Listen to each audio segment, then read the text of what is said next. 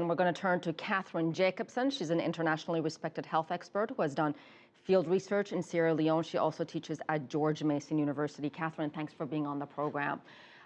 Let's begin with these 4 family members of Thomas Duncan's quarantine in a small apartment. We've learned they're under armed guard. Nothing has been cleaned. Dirty towels, dirty sheets. First of all, are you surprised that this apartment has not been sanitized? I think we were not prepared for this to happen. I think we've seen that in the response. Clearly, that needs to be a very high priority to get the apartment clean as soon as possible. And what we need to do is to have every health department in the U.S. and around the world be prepared for a similar response in case anyone else who's been in West Africa shows up and ends up coming down with Ebola after they've traveled.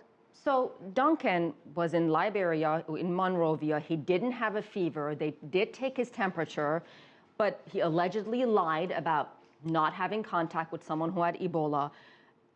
What else could have been done to prevent this man from probably coming to the United States? I mean, he didn't have a fever. He didn't have any symptoms. Right, and the incubation period is typically about 8 to 10 days, but it can be up to 21 days. And people need to travel.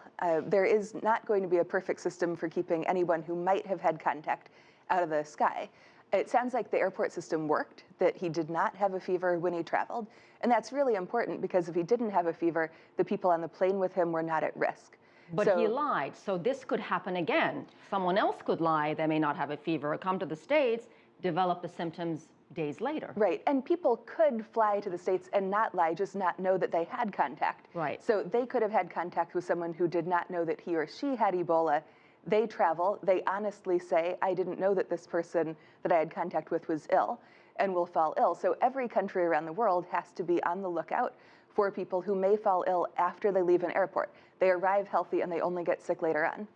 So did the hospital in Dallas drop the ball on this? I mean, this man goes to the hospital, they send him home, they give him antibiotics. Was that the right approach? I think at this point we would all agree, now that we know that he has Ebola, that that was not the right approach. What we need to learn from this is that hospitals and clinics around the world, again, not just in Texas, need to be prepared to ask patients who come in, have you traveled recently? If they've been to West Africa, to Guinea, Liberia, or Sierra Leone within the past 3 weeks, they need to isolate those patients right away, make sure that they're kept away from other people until they're tested. So what about these 100 people who are being monitored, who came into may have had some kind of contact with Thomas Duncan? How are they being monitored exactly? My understanding is that local public health officials are monitoring their fevers and their health status at least twice a day and trying to catch any possible symptoms as early as possible. People who have Ebola virus are not contagious until they have a fever. So they are not a risk to other people while they're quarantined. Quarantine means they've been exposed to someone, but they themselves are not sick.